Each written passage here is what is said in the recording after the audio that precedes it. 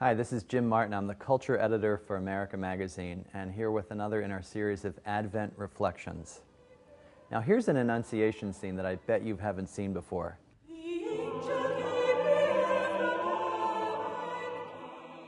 A few weeks ago, in the New York Review of Books, the art critic Andrew Butterfield wrote about a marvelous duo of statues from the 14th century Sienese artist Marco Romano. They stand atop two marble columns in the Basilica of San Marco in Venice. Butterfield said that the picture that you're now looking at is the first unified photographic image ever seen of the two. In real life, they're very far apart atop these two columns. Here, we can take them in together.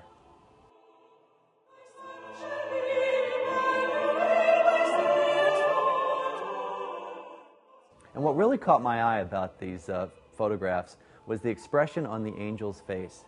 Gabriel seemed so surprised. Now, typically, when we think of the Annunciation, we think of Mary as the astonished one. And that's true. The Gospel of Luke says that after hearing the angel's greeting, Mary said, "How can this be?" In other words, how can I be the mother of God when I'm a virgin? It's often the same in our own lives. We feel that God is asking us to do something new, whether pleasant or unpleasant, and we ask ourselves, how can this be? But in Romano's statuary, even the angel seems taken aback by God's request. Look at Gabriel's wings here, swept upwards, as if he's suddenly been dropped from a great height. He kneels before the Virgin, pointing at what exactly?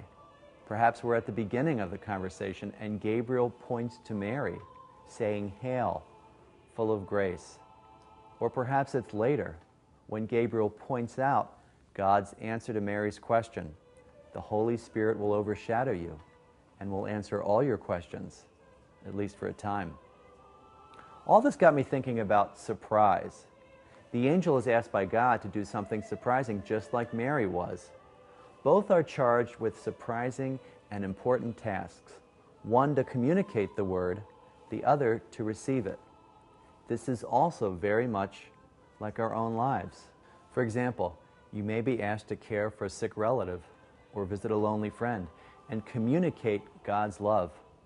Or you may be asked to do a particular ministry in the church and communicate God's love. So when are you called to be the messenger, like Gabriel? Sometimes those tasks can surprise us in their importance, in their gravity. We say to ourselves, who am I to do this? But as he was with the angel Gabriel, God is always with us when we communicate God's love. Let's return to Mary for a bit. Certainly she can be forgiven for her shock, and even as we see here in Romano's statuary, her recoil at this strange request, this strange invitation from God. We too can sometimes recoil from accepting and taking on the responsibilities that God has asked us to do.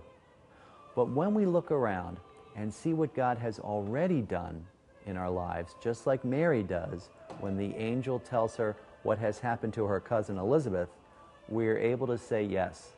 In other words, we can say, okay, God, I've seen where you've been. I trust where you will be. In Marco Romano's wonderful work, both Mary and the angel are caught up in the mystery of the God of surprises. Advent is a good season to pay special attention to those times that God astonishes us, sometimes with requests to do great acts of charity. And like both Gabriel, who is asked to communicate love, and Mary, who is asked to receive it, let us always say yes to God. May you have a blessed Advent and a Holy Christmas.